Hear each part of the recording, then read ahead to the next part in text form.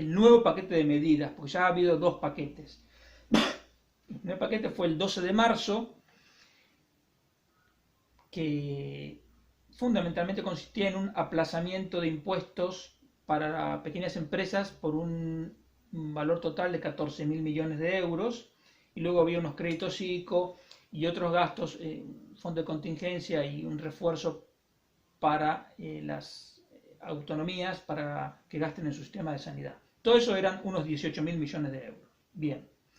Ahora, el 17, que fue el martes 17,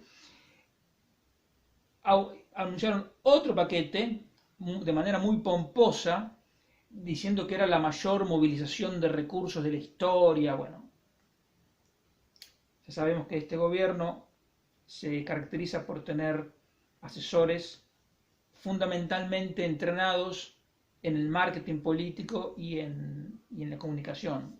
De gestión ya es otra cosa. Y la medida estrella de este paquete son 100.000 euros en avales, es decir, los bancos van a dar préstamos que van a estar avalados por el gobierno. Si quien pide el préstamo no lo paga, lo paga el gobierno. Ahora la discusión entre los bancos y el gobierno es qué porcentaje es el aval. Evidentemente los bancos preferirían que el aval fuese del 100%, porque entonces los bancos no tendrían ningún riesgo. Pero eso no es conveniente por dos motivos. Primero, porque necesitamos que los bancos justamente sepan a quién le dan el crédito, porque si esa persona no lo puede pagar, lo vamos a tener que pagar tú y yo. Y segundo, que cuanto mayor sea proporcionalmente el aval del gobierno a cada préstamo, para menos personas va a alcanzar y menos empresas van a alcanzar esos 100.000 millones.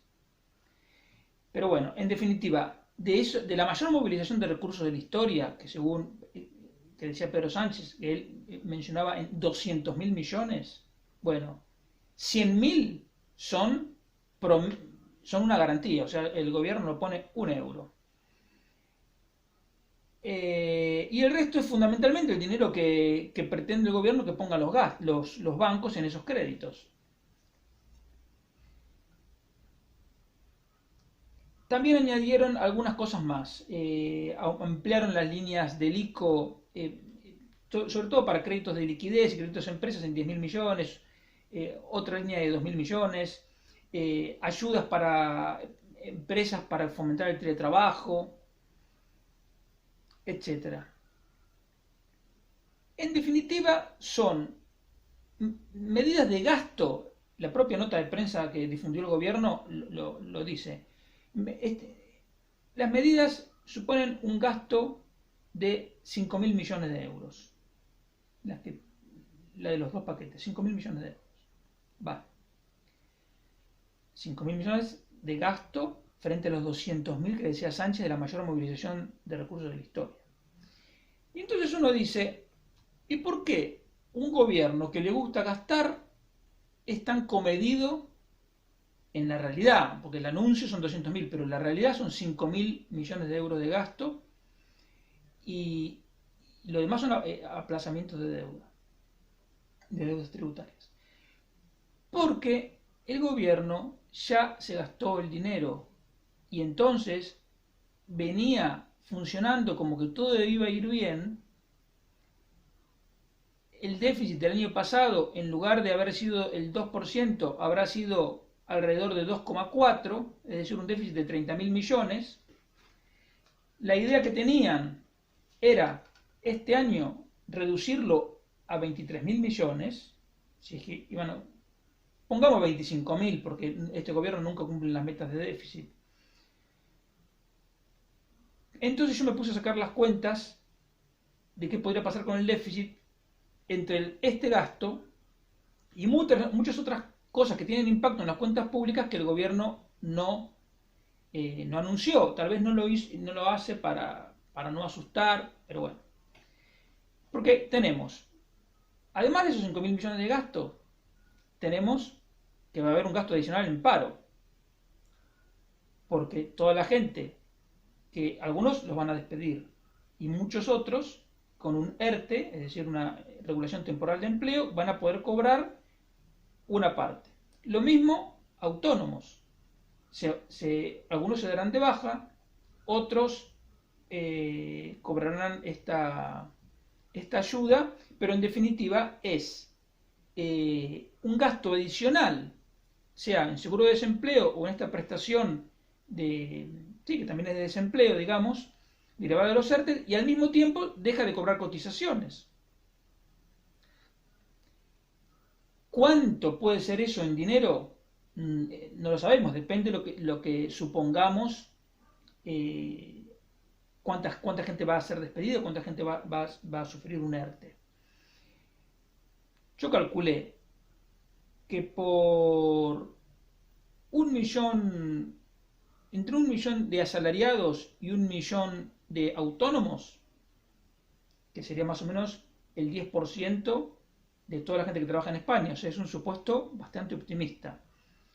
Si esa gente deja de cotizar, se pierden unos 900 millones de euros por mes. Y si cobran el paro, serán unos 1.500 millones de euros, dependiendo de la base reguladora, pero aproximadamente. Entonces tenemos mayor gasto en paro del que estaba previsto, menor recaudación de cotizaciones del que estaba previsto, pero además, con el confinamiento en los hogares se están perdiendo impuestos. ¿Por qué? Porque, por un lado, el consumo es mucho menor. Y hay algún consumo que se puede recuperar. Por ejemplo, si tú tenías pensado cambiar la nevera, no pasa nada, si no la cambias ahora, la cambias dentro de un mes. Entonces, el IVA que está incluido en el precio de esa nevera, el gobierno lo va a recaudar igual.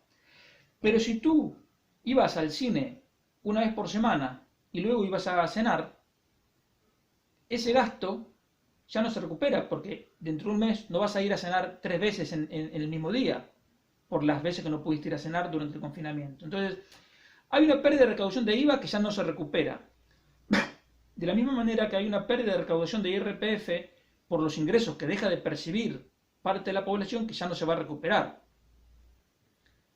Y de la misma manera hay recaudación que se pierde del impuesto sobre sociedades por empresas que van a tener menores beneficios o incluso van a entrar en pérdidas. Entonces, todo eso puede ser, digamos, el impacto más gordo es es el de la pérdida de impuestos, sobre todo el tema del IVA. Suponiendo que todo esto dura más o menos un mes, podemos perder unos 4.000 millones de euros de recaudación y, en definitiva, entre el gasto adicional de paro, las cotizaciones perdidas, los impuestos que se dejan de recaudar, el agujero fiscal adicional ronda los 6.000 millones de euros, un poco más, 6.300 millones de euros, si todo esto dura más o menos un mes.